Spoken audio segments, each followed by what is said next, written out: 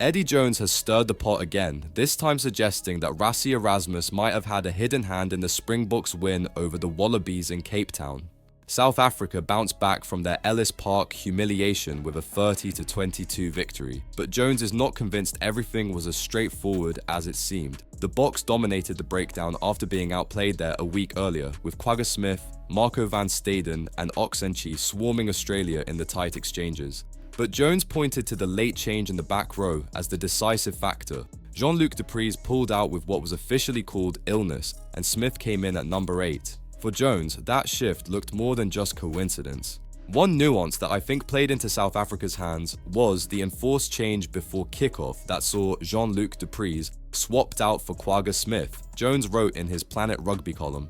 Now, I wouldn't put it past Rassie Erasmus to have engineered this in his own intelligent way, but Smith's ability in the wet conditions around the breakdown, supported by Van Staden and Enchi, was crucial for them. Was this really just a convenient illness, or classic Erasmus finding another loophole to tilt the game his way? Jones even admitted he hates the very law that forces coaches to name their teams early, but I'd add, I am against the regulation that insists on early named teams without the ability to make changes, and it's a law I'd remove if I were World Rugby.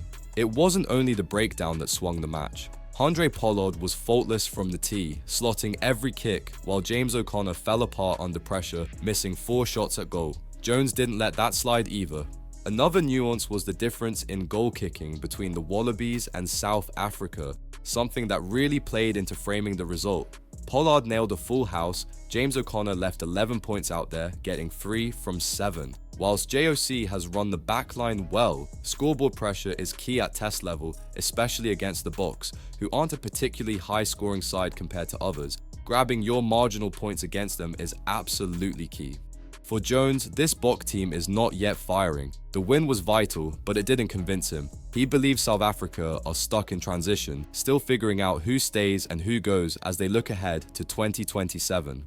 I do think South Africa are in a moment of transition. They're learning what style suits new personnel, and they're exploring who stays and who goes in terms of the cycle of established stars. So a little inconsistency is to be expected at this stage. Was Jean-Luc Dupreez really sick, or did Rassie Erasmus pull the strings again to get the player he wanted for the conditions? Did South Africa outmuscle the Wallabies through smart coaching, or was it simply luck that O'Connor left 11 points begging? And more importantly, are the Boks truly building for the future or hiding behind the word transition?